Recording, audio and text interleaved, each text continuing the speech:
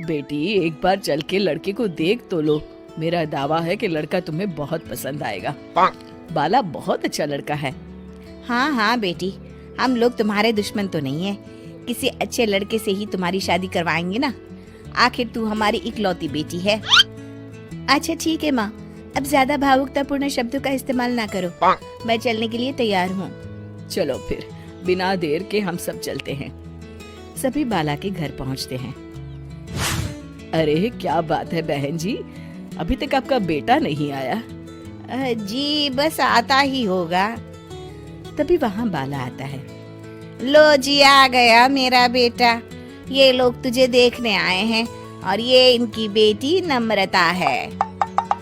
बाला के सर पर बिल्कुल बाल नहीं होते। ये देख नम्रता और उसके परिवार वालों की आंखें फटी की फटी रह जाती है। ये तो टकला है।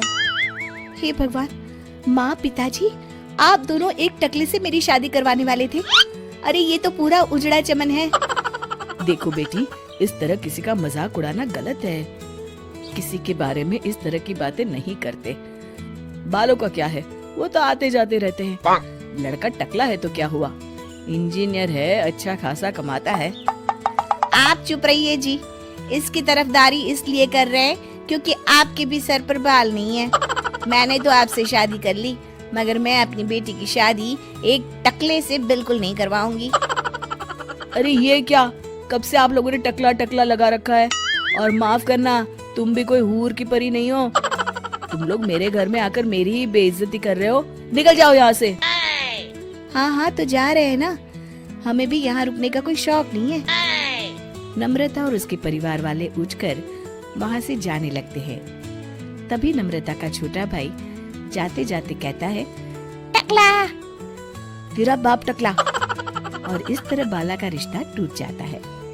फिर एक दिन सड़क के किनारे एक आदमी घूम घूम कर कंधी बेच रहा होता है। कंधी ले लो, कंधी, एक से बढ़िया एक कंघी ले लो, नए जमाने की कंघी ले लो। अरे भाई ये ले लो। घूमते घूमते वो बाला के पास पहुंच जाता है।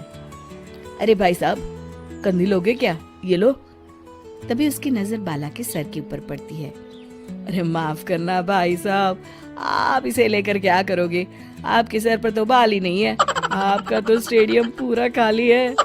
चलता हूँ, कंधी ले लो, कंधी ले लो। कंधी वाले की बातें सुनकर बाला को बुरा लगता है। उस समय बाला को ऐसा महसूस होता है कि उसके लिए दुनिया में सबसे कीमती कोई चीज अगर है तो वो सिर्फ बाल है। बाला सड़क पर चलते हुए लोगों के बाल बड़े गौर से देखता है। चलते चलते बाला एक मंदिर के पास पहुंच जाता है। हे भगवान, तुमने ये मेरे साथ क्या किया?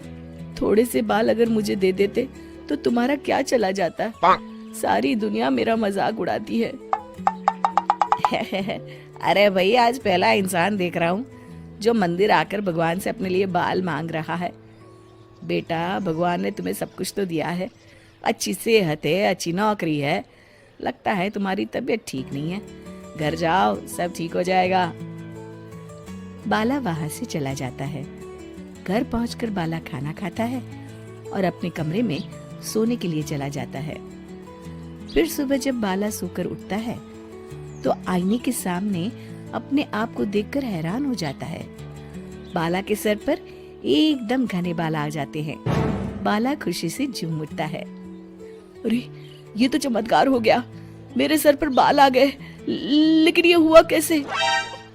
दोस्तों, अगर आप इस कहानी का दूसरा भाग देखना चाहते हैं तो हमें कमेंट करके जरूर बताएं।